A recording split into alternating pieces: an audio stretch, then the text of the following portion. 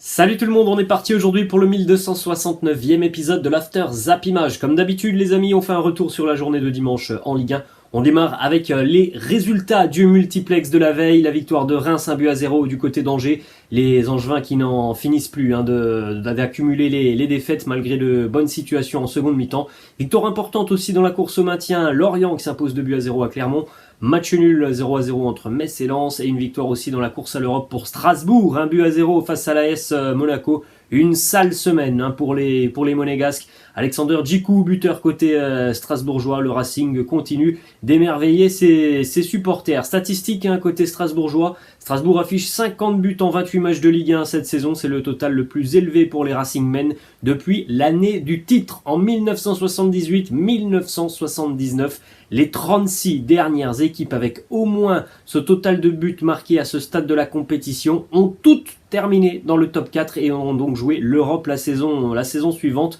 Donc on espère que la prophétie va encore se réaliser pour les joueurs du Racing, les hommes de Julien Stéphan, qui font vraiment une année exceptionnelle, qui en plus de ça produisent du jeu. Donc voilà, ils sont totalement dans la course à l'Europe. Pour le moment, les joueurs du Racing, et les statistiques nous montrent que sur les 36 dernières équipes qui avaient marqué autant après 28 journées de Ligue 1, elles ont toutes terminé dans le top 4, donc ça serait quand même assez exceptionnel pour le Racing. On continue les amis avec le résultat hier d'un duel important aussi dans la course à l'Europe entre l'Olympique Lyonnais et le Stade Rennais. Le nouveau retour de Bruno Genesio du côté de l'OL avec une victoire éclatante et étincelante des Bretons. 4-2 hier du côté de Lyon, avec notamment une première mi-temps de haute volée. Côté Rennais, les Bretons qui menaient 3-0 à la mi-temps du côté de Lyon. Bourigeau 11e, 13e Santa Maria, Lovrao Magère 45+1 en seconde mi-temps, tout début de seconde mi-temps, le 4e but rennais signé Martin Terrier avant que Traoré ne marque contre son camp et Dembélé ne réduise la marque en fin de rencontre. Ce qui a été important dans cette rencontre, c'est notamment le premier quart d'heure où les Rennais ont mis une intensité assez folle avec de beaucoup de vitesse, beaucoup de pressing et l'OL n'était visiblement pas préparé pour ce genre de début de match et les Lyonnais ont très rapidement coulé. Encore une fois, une très mauvaise opération pour l'OL. Dans la course à la Ligue des Champions, le Stade Rennais a encore une fois été très agréable à voir hier avec pas mal de jeux, encore une fois assez sympa ce que propose le Stade Rennais offensivement cette saison. Le Stade Rennais n'a fait qu'une bouchée de l'OL sur le match aller-retour. On rappelle qu'à l'aller, Rennes s'était imposé 4-1. Hier, c'est 4-2. Rennes est la première équipe à marquer au moins 4 buts lors de 2 de ses matchs de la saison en championnat contre Lyon depuis Bordeaux en 1982-1983. La déclaration évidemment de Bruno Genesio, très heureux hier, et on l'a vu aussi sur le terrain, il était de retour à Lyon où ça s'est parfois très mal passé pour lui du côté de l'OL. Donc évidemment c'était aussi une revanche hier pour Bruno Genesio du côté de Lyon. Il nous dit: on a fait une très bonne entame de match avec un gros pressing, on a récupéré les ballons très haut, on a su, contrairement à jeudi face à Leicester, on a su être efficace dans la finition, on a été beaucoup plus tueur dans la surface en menant 2-0 au bout d'un quart d'heure. C'est entre guillemets beaucoup plus facile, mais on a vu que cette équipe de l'OL avait été capable de réagir. Il a fallu être vigilant jusqu'à la fin. Il n'y a pas que les 2 matchs contre Lyon, on a aussi marqué pas mal de buts à Montpellier et à Saint-Etienne. Il y a des matchs où on aurait dû marquer beaucoup plus cette saison. Ça montre que l'on a une volonté de jouer, de produire un football offensif et de marquer des buts. Parfois, ça nous pénalise. On s'est fait contrer au parc ou donc cette semaine à Leicester. En tout cas, on prend beaucoup de plaisir et je prends beaucoup de plaisir à voir une équipe qui fait les efforts les uns pour les autres. L'équipe est solidaire et on a énormément de qualité dans le jeu. Le mérite revient aux joueurs avant tout. On leur demande beaucoup et ils répondent à nos attentes. Il faut les féliciter, mais il reste encore 10 matchs. Ce sera très long jusqu'à la fin de saison. On regardera le classement dans quelques instants. Le Stade Rennais est lui aussi bien engagé dans la course à la Champions League. En ce qui concerne l'OL, on a quand même du mal à imaginer Peter Bosz continuer la saison prochaine, parce que là l'objectif Ligue des Champions, c'est déjà qu'on savait que ce serait très compliqué, mais en plus de ça l'OL est beaucoup trop irrégulier. Donc Lyon est 10e de Ligue 1 après 28 journées cette saison. C'est le pire classement de l'Olympique Lyonnais depuis 1996-1997. À l'époque, l'OL avait terminé 8e. Si tu termines 8e cette année, ça ne veut dire que tu ne joueras pas de Coupe d'Europe l'année prochaine. Et évidemment, ça ne passera pas du côté de Jean-Michel Aulas. On enchaîne les amis avec le résultat du Paris Saint-Germain. Le PSG donc de retour après Le scandale en Champions League face au Real Madrid. Le PSG jouait hier à 13h face à la lanterne rouge de la Ligue 1. C'était un duel des extrêmes entre le Paris Saint-Germain et Bordeaux. Victoire pour le PSG, 3-0, Kylian Mbappé, Neymar et Leandro Paredes. Bon, il n'y a pas grand-chose à retenir de cette rencontre. Assez déçu encore une fois, hein, je pense, parce que malheureusement, on pouvait s'attendre à une grosse réaction hier des Parisiens. Mais non, ils étaient encore un petit peu amorphes de cette élimination face au Real. On a vu une entame de match avec un rythme qui n'était pas là, tout simplement. Donc ça jouait vraiment sur un rythme peu élevé hier du côté du Parc des Princes. Mais évidemment, ça a suffi pour battre une équipe bordelaise qui défensivement est d'une faiblesse abyssale. On poursuit avec les stats de Kylian Mbappé, co-meilleur buteur de Ligue 1 cette saison, 15 buts, co-meilleur passeur avec 10 passes D aussi pour Kylian Mbappé. Des statistiques évidemment toujours exceptionnelles pour Kylian Mbappé. On enchaîne aussi les amis avec hier le mécontentement des supporters parisiens. On a vu notamment des banderoles qui ont fleuri dans les virages du Parc des Princes avec notamment cette banderole Mbappé à Paris, Leonardo au pilori, et autres banderoles que l'on a pu voir aussi, direction démission, hein, voilà, du côté des supporters parisiens. On n'en peut plus, on veut des changements en haut, hein, de l'organigramme du PSG. On demande le départ du président, on demande le départ aussi du directeur sportif. Déclaration de Mauricio Pochettino, l'entraîneur, en conférence d'après-match. Il nous dit: je ressens de la tristesse par rapport à ce que j'ai vécu cet après-midi au Parc des Princes. Alors bon, il y a eu l'épisode des banderoles, mais il y a eu aussi énormément de sifflets hier à l'entrée des joueurs. On a même fait monter le volume de la musique d'entrée des joueurs pour essayer un petit peu de masquer les sifflets du parc. Mais il y a eu aussi, sur tous les ballons touchés de Messi et Neymar, ils ont été sifflés par une grande partie du parc des Princes. Donc voilà, ça a été vraiment un après-midi hyper compliqué pour le Brésilien et l'Argentin hier, qui ont été sifflés sur tous leurs ballons touchés. Réaction de Mauricio Pochettino notamment par rapport à ces sifflets. Il nous dit: pour moi c'est injuste, nous méritons tous la colère des supporters, pas uniquement Neymar et Messi, ce sont deux joueurs de classe mondiale, il faut donc les respecter. Alors évidemment, je pense que voilà, du côté des supporters parisiens, on a deux têtes de Turc, c'est Lionel Messi et Neymar, mais c'est vrai que tu pouvais quasiment siffler toute l'équipe, hein. Si tu t'en prends au match face au Real Madrid, tu peux siffler tout le monde, mais évidemment que les joueurs qui sont venus avec leur aura de star, mais évidemment que ça ne passe pas, hein, du côté du public du Parc des Princes, avec deux joueurs qui parfois ne font pas forcément les efforts, qui ont des salaires exorbitants et qui,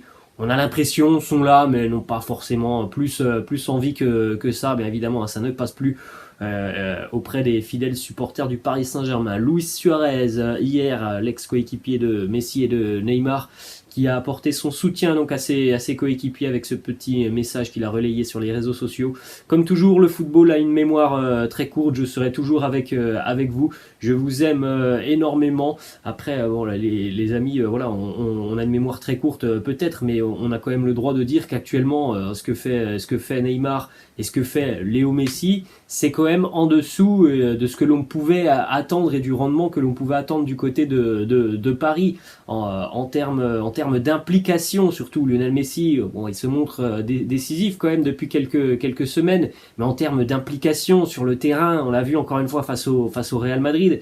Eh bien oui, forcément qu'on peut, si on est supporter parisien, avoir quand même quelques reproches à faire à Messi et Neymar. Ensuite, une information d'un journaliste espagnol qui suit attentivement ce qu'il se passe du côté du FC Barcelone, Gérard Romero, qui a annoncé hier que le papa de Léo Messi avait contacté le FC Barcelone pour parler d'une possibilité d'un retour de Léo Messi. Bon, il y a quand même, évidemment les amis, il y a très peu de chances que ça se fasse. Déjà, il est sous contrat, et puis surtout, deuxièmement, le FC Barcelone, financièrement, je pense que pour voir revenir Lionel Messi, il faudrait des sacrifices incroyables de Léo Messi qu'il n'a pas voulu faire il y a un an lorsqu'il a quitté le club. Je ne vois pas pourquoi Lionel Messi ferait des sacrifices pour retourner du côté de Barcelone, surtout que le Barça, voilà, maintenant est aussi parti, hein, sur un nouveau cycle. On continue avec un résultat pour l'Olympique de Marseille, résultat important, l'OM qui relève la tête après des semaines un peu compliquées en Ligue 1.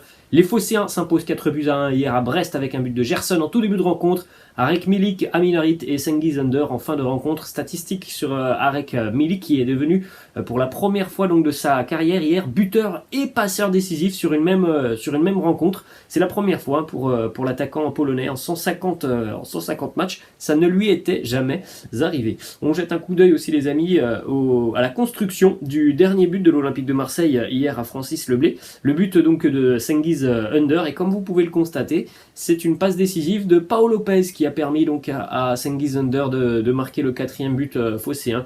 Du côté de Marseille, ça faisait 10 ans qu'un gardien n'avait plus délivré une passe décisive à l'époque, hein, c'était Steve Mandanda. On jette un coup d'œil donc les amis au classement de la Ligue 1, et vous le voyez, hein, cette course à l'Europe elle est quand même assez folle. En bas de tableau aussi, hein, c'est assez serré, même si on voit quand même quelques équipes là qui sont en train de faire un grand pas vers le maintien. Paris évidemment leader avec 15 points d'avance sur l'OM, égalité de points entre Marseille et Nice. Rennes est juste au pied du podium, 4e, 49 points.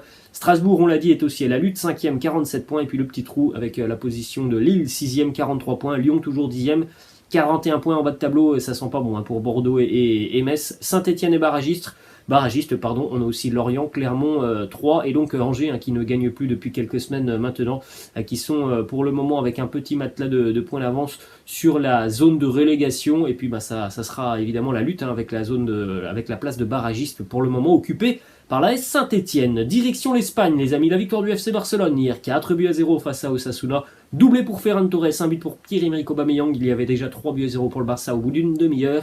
Et un but aussi pour Riqui Puig, on en avait parlé la semaine dernière. Hein. Xavi qui demandait à Riqui Puig de continuer à travailler, qu'il aurait son moment. C'est arrivé hier pour Riqui Puig avec notamment ce but inscrit en seconde mi-temps. Une nouvelle prestation hyper convaincante du Barça hier avec le retour de l'efficacité qui avait manqué en milieu de semaine face à Galatasaray. L'un des meilleurs matchs certainement du Barça sous Xavi. Donc voilà, c'est une équipe catalane hein, qui en passe 4 régulièrement depuis quelques semaines. La déclat de Xavi justement qui nous dit: c'est un de nos meilleurs matchs depuis que je suis entraîneur du Barça, nous avons mis l'intensité qu'il fallait, nous avons compris le jeu, nous avons pu nous créer de nombreuses occasions. Je suis très satisfait du travail de mon équipe. Aujourd'hui, nous avons mis beaucoup d'intensité. La circulation du ballon a été très rapide. Nous avons mis beaucoup d'envie, d'enthousiasme dans ce match. Ce sont des choses qu'il a pu manquer sur la rencontre face à Galatasaray.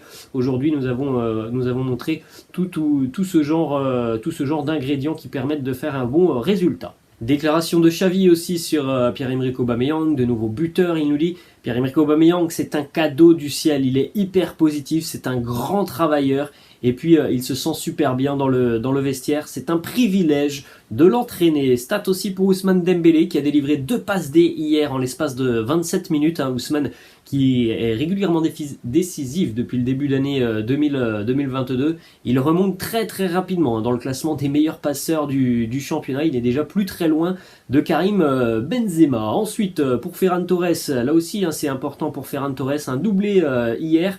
Depuis qu'il est arrivé au Barça, c'est 12 matchs et en ce qui concerne l'aspect offensif, hein, il est impliqué sur 8 buts, hein, 8 buts ou passes D pour Ferran Torres sur ces 12 matchs au FC Barcelone.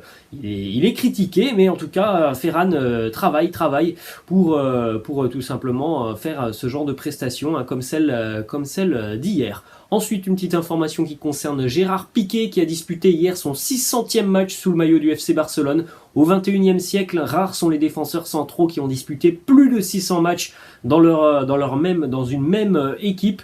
On a donc maintenant Jamie Carragher 600, Ramos 671 et John Terry évidemment avec les Blues de Chelsea, c'était 694 matchs. Autre information du côté de l'Espagne, on part à Séville, du côté du Betis Séville où le Betis s'est imposé hier 1-0 face à l'Athletic Bilbao. C'est une victoire importante pour les Andalous. Malheureusement le Betis a encore de nouveau perdu. Nabil Fekir hier sur carton rouge. Vous voyez l'image de la réaction de Nabil Fekir au petit chambrage de Mouniaïn qui doit certainement lui demander de se relever alors qu'il y avait véritablement une faute. Malheureusement Nabil Fekir n'a pas apprécié. Il a mis un coup de pied à Iker Mouniaïn, carton rouge direct pour Nabil Fekir, un de plus avec le Betis, et il y aura encore une fois une suspension hein, pour Fekir, et c'est bien dommage tellement il a une importance hein, quand même assez folle hein, du côté de cette équipe andalouse. On va se diriger du côté de l'Angleterre les amis. On jouait évidemment hier en Première Ligue, victoire pour les Blues de Chelsea, 1-0 face à Newcastle. Kai Havertz qui marque à la 89e minute.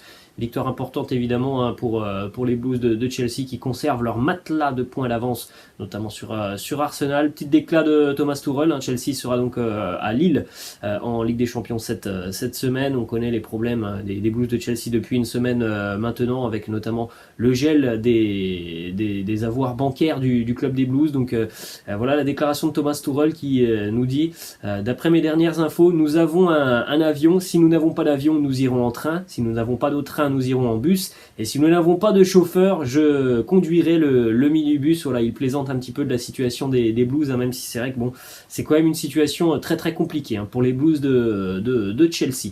Ensuite, on enchaîne avec une victoire importante hein, pour Leeds hier dans la course pour le maintien. Leeds s'impose 2-1 face à Norwich avec un but de Gellert à la 93e minute, alors que les Canaries de Norwich avaient égalisé à la 90e. C'est une victoire très importante hein, parce que Leeds était en énorme difficulté depuis quelques semaines.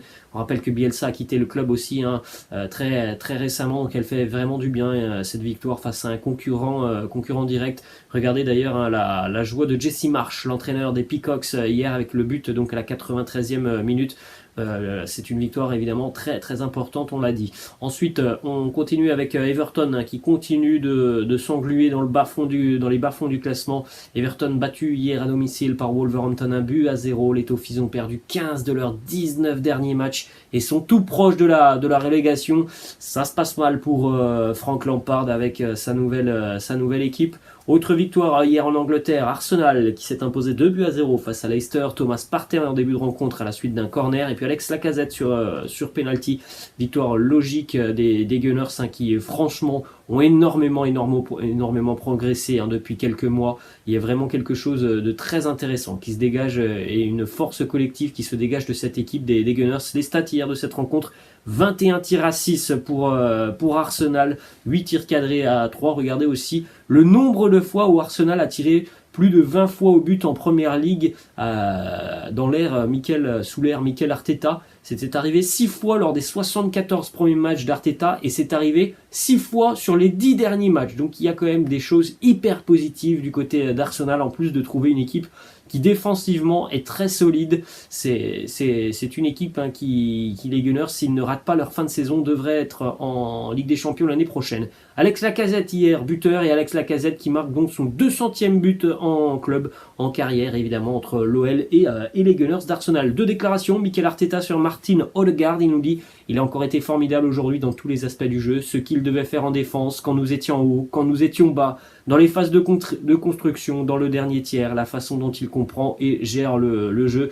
On a un joueur qui s'éclate du côté d'Arsenal, et quand on le voit comme ça, on se dit quand même hein, que du côté du Real, c'est dingue hein, de ne pas avoir pu profiter d'un Martin Odegaard de ce niveau. Bon, il n'a pas forcément eu toujours sa chance. Déclaration aussi de Martin Odegaard qui nous dit: nous avons une très forte confiance en nous, nous devons juste continuer, nous améliorer. Tout le monde croit en ce que nous faisons. Il se passe quelque chose de spécial ici au club. Ça se sent dans le club. Nous construisons quelque chose de spécial. Les amis, peut-être que vous avez regardé cette rencontre, mais sincèrement, on peut le dire, hein, franchement, cette équipe d'Arsenal, elle est en train de progresser énormément.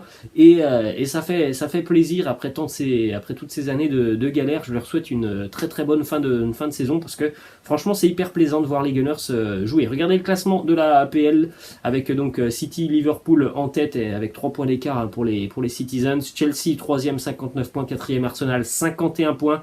Regardez, c'est ça qui est important quand même. Les Gunners d'Arsenal sont devant Manchester United avec 3 matchs en moins. Donc autant dire que si Arsenal négocie d'une belle manière ces matchs en retard, les Gunners vont prendre une très très grosse option sur la qualification en Champions League. Et en bas de tableau, on l'a dit, hein, donc Everton qui flirte dangereusement avec la zone de relégation. On enchaîne les amis du côté de l'Allemagne avec les résultats de la 26e journée de Bundesliga, notamment hier, victoire pour Cologne 1-0 à Leverkusen, victoire de Dortmund 1-0 face à l'Arminia Bielefeld, victoire de Francfort face à Bochum et le carton du RB Leipzig 6-1 du côté de Fürth avec un but pour Silva, Forsberg, Konrad Laimer, Benjamin Henrichs. Mohamed Simakan et évidemment Christopher Nkunku. Les stats pour Christopher Nkunku hier, un but et 2 passes décisives sur cette saison en Bundesliga. Il est impliqué sur 24 buts en 25 matchs de championnat. On rappelle jeudi la liste de Didier Deschamps, donc peut-être la récompense pour Christopher Nkunku. Ça sera jeudi. Une petite information du côté de Leverkusen où hier le Bayern a été battu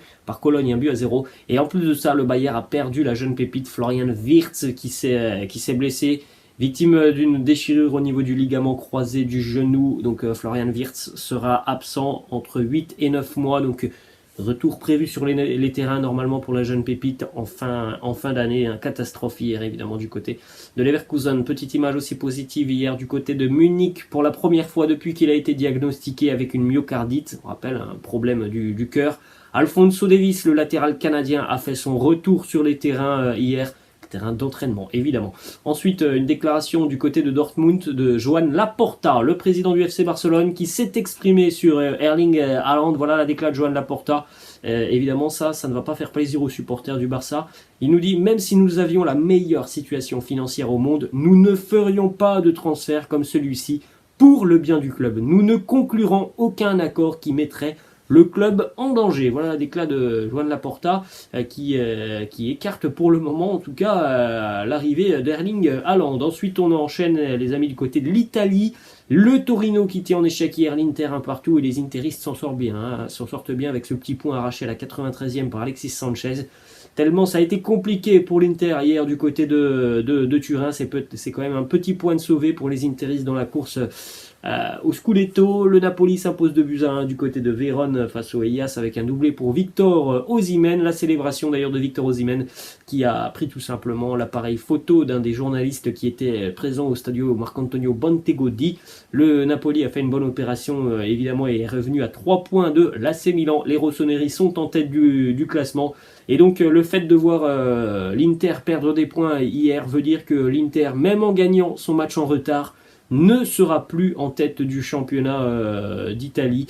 C'est l'AC Milan pour le moment qui est donc leader du championnat, mais la lutte sera évidemment serrée. Et on va terminer les amis avec une petite information du côté des sélections nationales, d'ailleurs parce que la trêve internationale approche à grands pas, ça sera en fin de semaine. Information donc du côté de la sélection des Lions de l'Atlas au Maroc. Hakim Ziyech et Noussaïr Mazraoui ont tous deux été préconvoqués par Vahid Halilhodžić pour le match important de barrage face à la RDC, la République démocratique du Congo. Les deux joueurs ont décliné la proposition de Vahid Halilhodžić, notamment en arguant de non-explication par rapport à leur absence pendant près d'un an. C'est tout de même dommage de refuser un retour en sélection nationale. Alors il y a certainement eu pas mal de soucis entre le sélectionneur et les deux joueurs, mais c'est quand même une mauvaise image de refuser la sélection nationale, surtout dans un moment comme celui-là qui sera important avec ce barrage face à la RDC. Voilà les amis, la fin de cet After Zap Image, j'espère que ça vous a plu. N'hésitez pas comme d'habitude à lâcher un petit pouce bleu. Je vous laisse, je vous dis à la prochaine, ciao.